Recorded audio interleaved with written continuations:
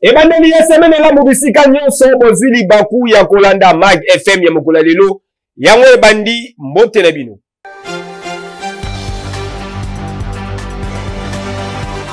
Semaine uti koleka mokonzi ya mboka Félix Antoine Tshisekedi Tshilombo asalaki ba mouvement ebele. Résumé Nélement. Il faut que souveraineté et intégrité territoriale la République démocratique du Congo ait à la respecter na batu nyonso toko travailler pour na kobuka ba obstacle nyonso ezali na nzela pour te kimia ezonga na République démocratique du Congo ezali maloba ya envoyé spécial ya président américain Donald Trump na kobima na ye na entretien oyo azwaki na cité ya Union africaine na mokonzi ya mboka République démocratique du Congo son excellence Félix Antoine Tshisekedi Tshilombo. Ba échange et portaki sur crise sécuritaire et humanitaire na est ya République démocratique du Congo marqué na présence ya ba troupes rwandaises appuyant ba terroristes M23. Ronnie Jackson, membre ya Congrès américain, atalisaki souci ya komema ba investissement ya mboka na ye et atterrir na mabele ya République démocratique du Congo mabele oyo et sengeli ezala na kimia pe balingi ko travailler pour te entreprise américaine baya ko investir pe ko travailler awa na République démocratique du Congo. Plan stratégique, climat des affaires pour la transformation culturelle et économie, réalité très prochaine dans la République démocratique du Congo. Chef de l'État, son excellence Félix Antoine Tshisekedi Tshilombo a présidé qui au cours de la semaine eleki na cité ya Union africaine, réunion moko ya haut niveau ya élaboration, ya plan stratégique au esengeli ezala levier pour faciliter notamment création ya entreprise, pour réformer système fiscal et administratif ya mboka na biso République démocratique du Congo pe ko valoriser made in DRC pour stimuler production locale. Na discours na ye, président de la République a relevé ki ba défi et sikawapi climat des affaires ezali confronté na mboka na biso République démocratique du Congo, en l'occurrence ya lourdeur administratif, insécurité juridique et judiciaire, complicité fiscale et parafiscale, ba déficit ya ba infrastructure pe accès limité na ba financement. Mokonzi ya mboka asalaki appel na ba partie prenante nyonso ba mutualiser ba effort na bango pour na réussite ya projet plan stratégique climat des affaires o ezali attendi na ba 7 mois ezali koya. Président de la République, son excellence Félix Antoine Tshisekedi Tshilombo Fachi Beton a effectué qui visite de travail moko ya quelques heures na Windhoek na invitation ya présidente Eli ya Namibie Netumbo Nandi na capitale namibienne. Mokonzi ya mboka azwaki part na cérémonie d'investiture ya homologue na ye première femme présidente ya Namibie pene ya ba dirigeant africain ebele précisément ya Afrique australe événement oyo et coïncidaki pe lisusu na 35e anniversaire ya indépendance ya République ya Namibie.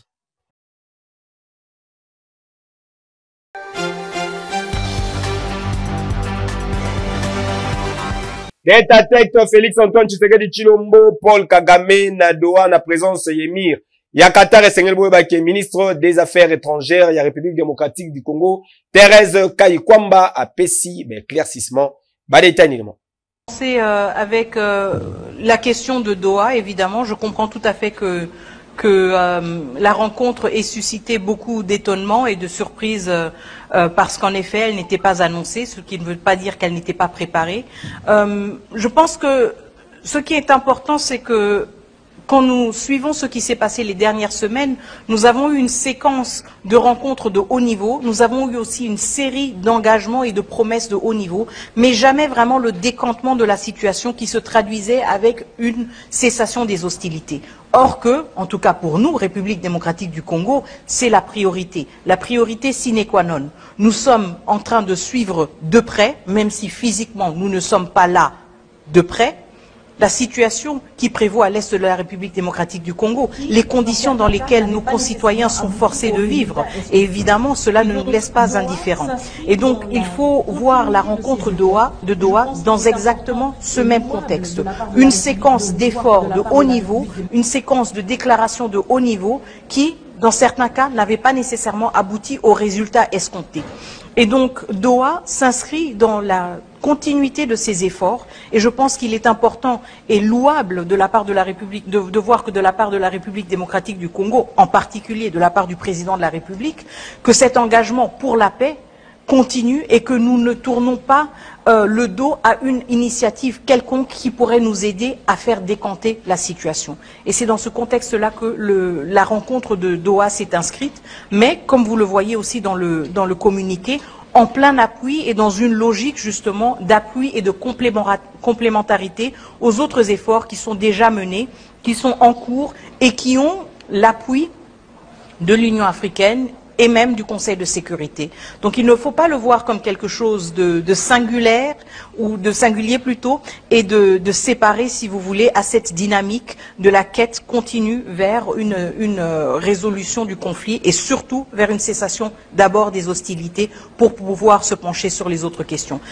Votre deuxième question par rapport au...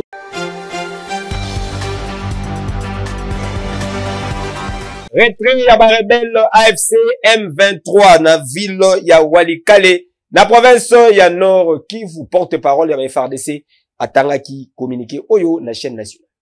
Les forces armées de la République démocratique du Congo, FARDC, prennent acte de la décision annoncée ce jour par l'Alliance Fleuve Congo et les mouvements du 23 mars, communément appelé M23, de se retirer de la localité de Walikale dans la province du Nord Kivu en exécution de la déclaration conjointe entre l'État du Qatar, la République démocratique du Congo et la République du Rwanda du 18 mars 2025 en présence de son Altesse l'émir du Qatar, Sheikh Tamim bin Hamad Al Thani, son Excellence, le président de la République démocratique du Congo, le président Félix Antoine Tshisekedi Tshilombo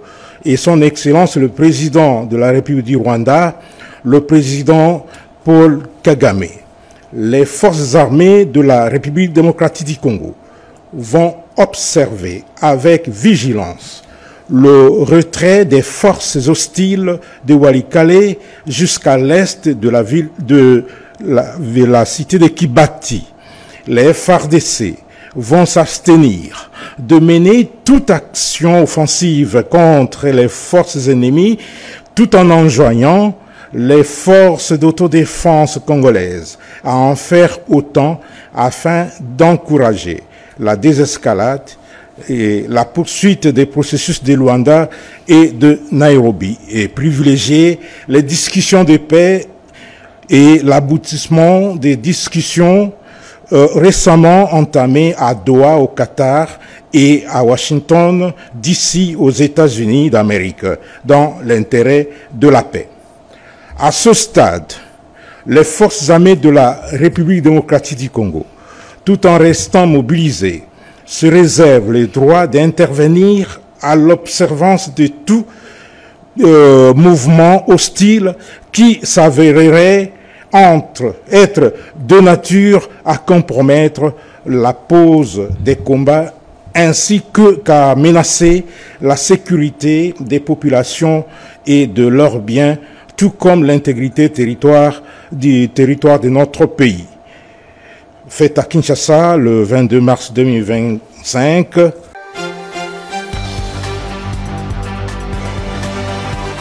Na initiative ya mokonzi ya mboka Félix Antoine Tshisekedi Tshilombo esengeli boye baki gouvernement ya République démocratique du Congo a bandi série ya ba consultation politique pour la formation ya gouvernement ya unité nationale. Annonce nango esalamaki week-end eleki.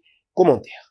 Annonce Oyo et Salamaki week-end et l'équipe, plus précisément mokolo ya samedi 22 mars 2025, la directeur de cabinet y a conseiller spécial y a chef de l'État en matière y a sécurité lors y échange moko na bapanzi sango ya République démocratique du Congo na salon Lubumbashi y a Pullman Grand Hôtel Kinshasa. Professeur Espoir Massa Manki, na kombo ya professeur Désiré Cachemire et Béronte Kolongele, chargé à la consultation politique désigné na Mokondi ya Mboka, son excellence Félix Antoine Tshisekedi Tshilombo, atalisaki ke début ya ba consultation politique, oyo e bongisami po na mokolo ya lundi 24 mars 2025. Le 22 février 2025, lors de son discours devant l'Union sacrée de la nation, Son Excellence, Monsieur le Président de la République, chef de l'État, Félix Antoine Tshisekedi Tshilombo, a chargé son conseiller spécial en matière de sécurité de conduire les consultations politiques. Donnant effet à cette promesse du chef de l'État, nous avons l'honneur d'annoncer aujourd'hui le lancement de ces consultations politiques qui vont débuter le lundi 24 mars 2025 à Kinshasa. Initié na mfumu yekolo République démocratique du Congo, Fachi Beton, ba consultation politique oyo et concerné ba regroupement politique nyonso et la union sacrée de la nation et la opposition parlementaire et extra-parlementaire, y compris société civile et ba personnalité politique yandenge na ndenge. Si ces personnes acceptent d'adhérer à ces principes, c'est à cette condition qu'ils participent aux consultations politiques. On ne peut pas violer ces principes et vouloir participer aux consultations politiques. Le parti politique a son chef, dont les chefs des partis seront invités, les chefs de regroupement. Il y aura des invitations bien précises qui vont être envoyées à des personnes qui ont été très bien identifiées. N'empêche qu'une personnalité qui voudrait participer à ces dialogues entre en contact avec le cabinet du conseil spécial, parce que c'est une mission qui a été confiée au conseil spécial. Mais à ce stade, le conseil spécial a déjà fait un travail, il a déjà identifié des personnes qui doivent être consultées, des partis politiques ainsi que des regroupements, y compris bien évidemment ceux de la diaspora. Et donc le seul contact, c'est d'appeler au niveau du cabinet du conseil spécial en matière de sécurité. Les enregistrements vont se faire et les chefs, plutôt les conseils spéciaux vont statuer sur des demandes qui vont être faites au cas où il s'agit de personnes qui rentrent dans la vision des consultations, parce qu'on a énuméré les différents principes qui font les futures consultations qui vont commencer ce lundi. Merci. La durée. Merci beaucoup. Combien de temps? Oui, pour la durée, c'est en tout cas, ça ne va pas dépasser 2 semaines. Comme annoncé na président de la République, son excellence Félix Antoine Tshisekedi Tshilombo Fachi Beton Mukwantombolo d'Afrique, ba consultation oyo ezali ko consister tout d'abord na kozwa ba vie ya ba Congolais nyonso pour na ko trouver ba voie de sortie na crise sécuritaire oyo ezali na mboka kasi pe pour na ko aboutir na formation ya gouvernement ya union nationale. Yo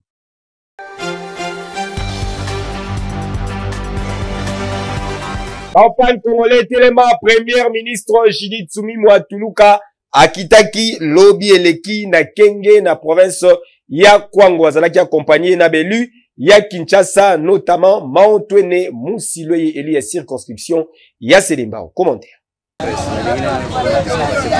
Na cadre ya poursuite n'appelle à la mobilisation populaire contre agression rwandaise et balkanisation Yamboka, dénommé campagne congolais Téléma, Premier ministre chef du gouvernement, Excellence Judith Suminwa Tuluka, a s'exprimé qui lobby eleki na tribune ya Kenge, liboso ya population ya Kenge, chef-lieu ya province ya Kwango.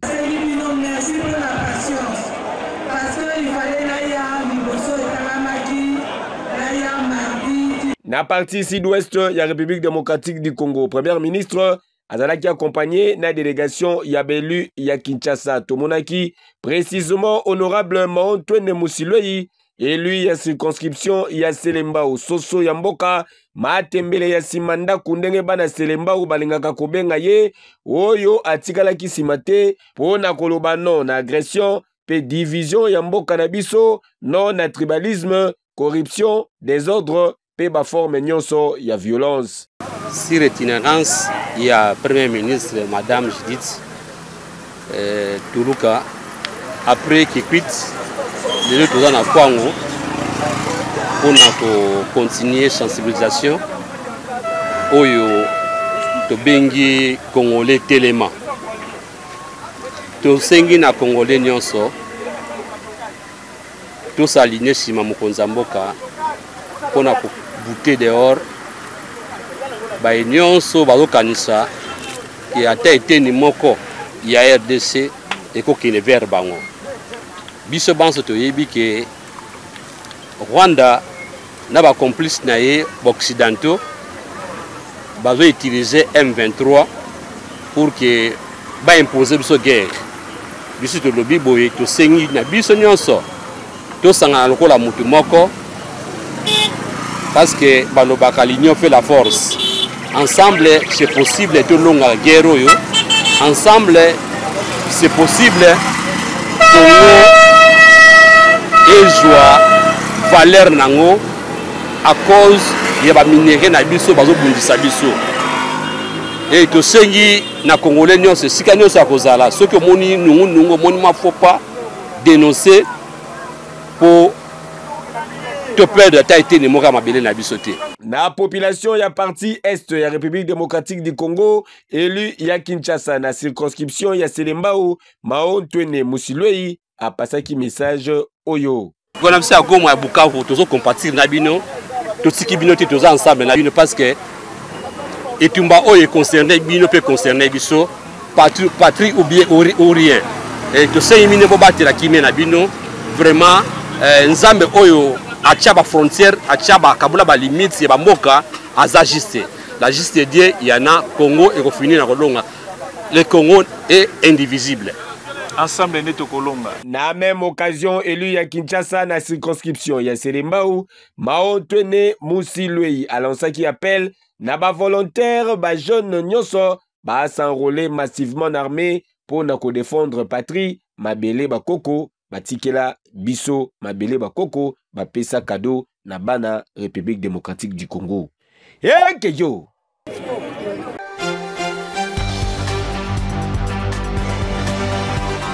D'un ton ferme, vice-premier ministre, ministre ya transport, voie de communication, Jean-Pierre Bemba Gombo a s'attaquer na Joseph Kabila Kabange, ancien président de la République démocratique du Congo. Va changer ma bonnie bâtir Joseph Kabila. Joseph Kabila, a outi wapi? En Zalaki, aide de camp. Oui, aide de camp. Ma continuer sa soldat, parce que nous pouvons pas permettre à Bango. Il y a James Kabarebe. Oh, il y a comment dire, ah, chef d'état-major général. Vous l'en avez? Oui, mais l'histoire n'a pas de la mission. Il va dire qu'à propos Sabino.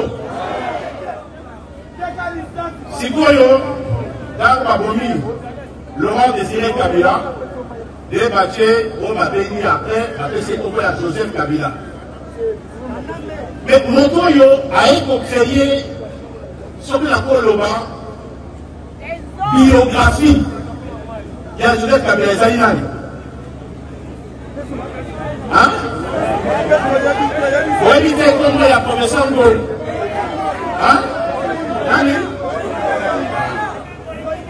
Yende aki koloba keno azali mwana ya epe abotami wapi ye professeur Ngolidi a créé deux mois de surtout que baiko kumaye parce que alobaki vérité papa beke so mesana boteke ne sikoyo na soutien ya wana le kotaki bolangaki histoire na ngai kana yoki ke bangwande baye ko diriger mboka et na lobi ata na nyonso na za nango oyo tata na ngai atikeli ngai na oyo ngai moko na za nango na koko tika te ba congolais akoma koumbu ya bangwande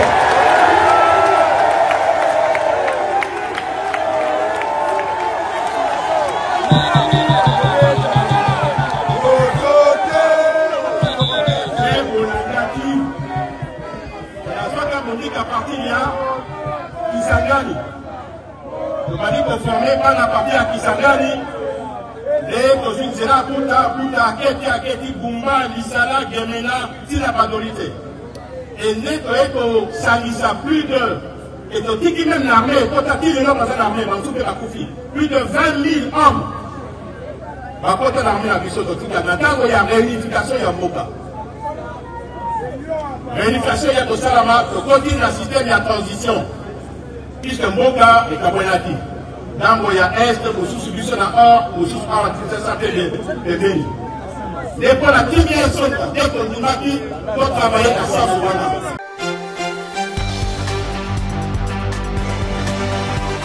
Depuis hospitalisation le 14 février et l'équipe Pape François Azalaki apparition naye lobby l'équipe à détail nélement.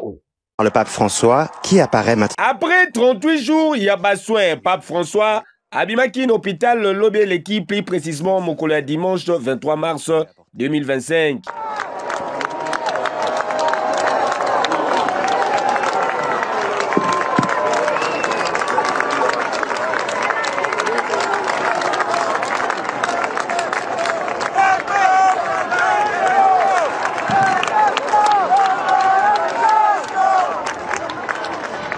Après-midi, abimaki na balcon y'hôpital ya Djemeli avant ya ko se rendre na Mutuka pour na ko retrouver domicile na ye pe ko passer convalescence na ye na Vatican.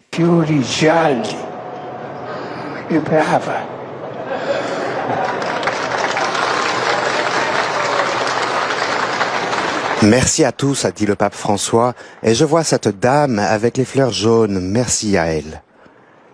Et Sengeli Boye Baké, Pape François Azalaki hospitalisé depuis le 14 février. Il est qui? Keyo.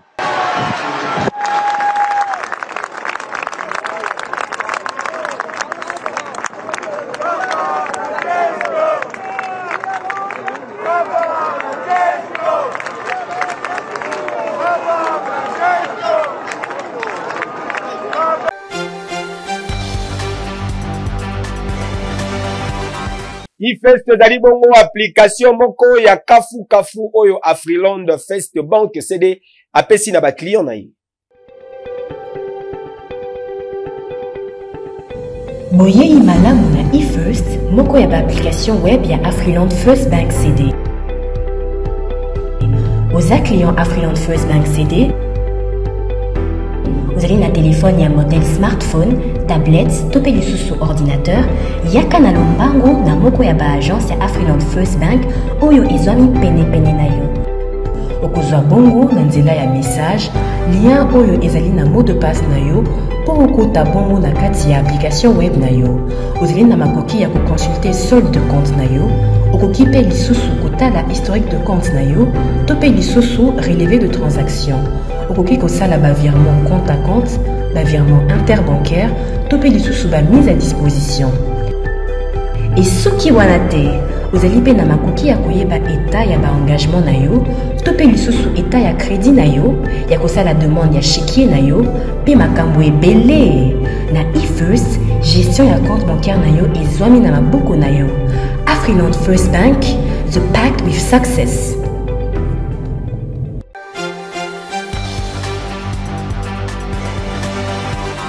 Est possible okoma kolo lopangu soko sali confiance na mona mboka Ziko Mukanga. Et ça lui a plaisir papa pour la ébike en tout cas la commune lopangu vraiment. Président Ziko Mukanga Makela Lumumba le Congolais yazali ko accompagner au mieux vision ya chef de l'État Félix Tshisekedi Tshilombo.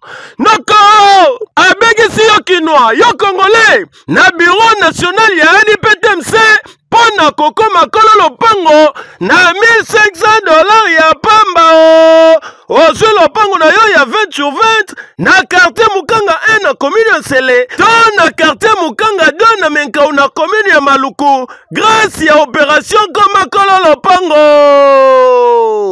Sur place okokuta ba dépôt ya ciment, ba dépôt ya ba barre de fer, ba dépôt ya mabaya ezala pe ba forage ya minene ba groupe électrogène nyonso ezali wana sur place mpona kosalisa bino botonga bandako na bino noki na facilité. Tala paysage oyo kitoko oyo okozwa yango kaka na quartier Mukanga 2 lokola na Ottawa kuna na Canada. Ebongo opération comme patron moto ya deux pneus na $1300 ya pamba, avance ezali ya $400 ya pamba, moto ya 3 pneus $4500 ya pamba, avance ya $2000, le reste futa yango malembe na délai ya 4 mois mobimba. Okoki mpe kozwa bus Mercedes Force ya mokwake na $30,000 ya pamba, avance ezali nango ya $10,000 ya pamba, le reste okofuta malembe pendant 10 mois mobimba. Nyonso oyo ezali grâce ya Ziko Mukanga makila ya Lumumba Kolo Congo. Noko pona kuaméliorer social ya population congolaise, Ziko Mukanga asaleli bino 300 hectares ya bilanga pe maziba ebele ya bambisi oyo kosala ke lobby congolais aliangolo siko na facilité. Tala adresse ici yebana avenue Victoire numéro 42, deuxième niveau ya galerie Efra na quartier Kauka na commune ya Kalamu, oza mobimba. Référence Are Mabaya okobunga te, ozwi lopango na yo, ozwi moto na yo, okomi patron.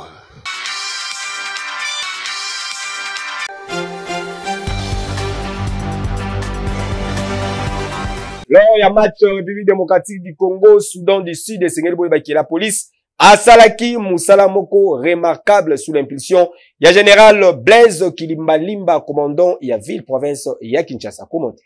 55 000 supporters et Bongaki Bakota na stade des Martyrs de la Pentecôte, où ils allaient disposer na à peu près 80 000 places assises. La police nationale congolaise a joué ba disposition nyonso pour na ko sécuriser batu nyonso oyo basala ki déplacement na bango na stade des Martyrs de la Pentecôte pour na ko assister na match éliminatoire ya Coupe du Monde entre Léopards et la République démocratique du Congo et sélection ya Soudan du Sud.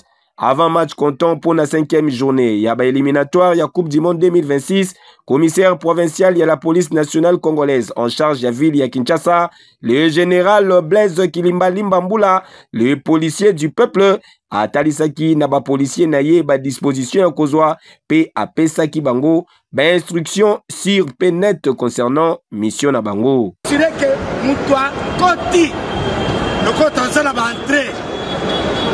Moutoua Koti, nous assure que Azaka na kilote na ye, na polo na biso ya plein rouge. Ba pantalon ezaka na poste. Oyo azali banda, azomona mutu azokota. Musana ekotala, ozokota ndenge nini. Poche eza kovimba, to mutu na yo ya kovimba, to lati zambala nini eza na kati. To biloko nini andero ya yo mutu ndenge bakela yo. Et Sengeli Boye bakela police nationale congolaise asalaki Moussala Kitoko avec un pacte pédologie. En tout cas, batu nyonso oyo bazalaki na stade des Martyrs de la Pentecôte, ba monaki Moussala oyo la police esalaki pe ba félicitaki bango po ata incident mon côté ezalaki signalé. Mon général Blaise Kilimbalimba, les policiers du peuple commandant ya ville province ya Kinshasa, population et sepeli balobi. Merci mingi, eko bakaka bongo.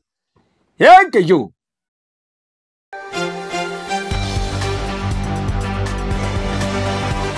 Monde ya box ezali en deuil Georges Foreman na kufaki week-end et l'équipe a détaillé dans commentaire. Monde ya box ezali na matanga ancienne gloire ya poids lourd Georges Foreman akufaki week-end et l'équipe plus précisément mokolo ya vendredi 21 mars 2025 na âge ya 76 ans. Vanté lokola icône ya noble art atiki na simanaye héritage moko inestimable né le 10 janvier 1949 na Texas. Georges Foreman a s'imposa lokola moko parmi les plus grands boxeurs il y a tous les temps. Champion olympique na 1968, akomaki champion du monde ya ba poids lourd na 1973. Style agressif na ye et marqua ba esprit pe et terrorisa ba adversaire na ye. Kombo na ye etikala kole na combat moko légendaire, combat du siècle Oyo azalaki face ya Mohamed Ali le 30 octobre 1974 na Kinshasa, capitale ya Zaïre à l'époque. Combat organisé sous l'impulsion ya maréchal Mobutu Sese Seko Kukungwendu Wazabanga, Oyo abongisaki yango awa na stade du 20 mai, lelo stade Tata Raphaël esika wapi George Foreman aperdaki titre na ye face ya Mohamed Ali. Et sengeli boyebake George Foreman ataki fin na carrière na ye na 1997 avec 76 victoires dont 68 par KO p 5 défaites. George Foreman akufi na Houston p atiki na sima na ye héritage moko légendaire na monde ya boxe. Adieu champion.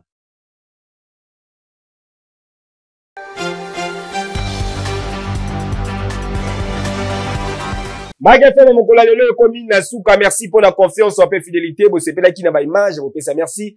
Na Israël Kimasi wazalaki na sima caméra régie finale et simbamaki na directeur technique Gelor Mouya. Bamata ba kitaba balkol mabele fils Mani Boyka machine na préféré bino.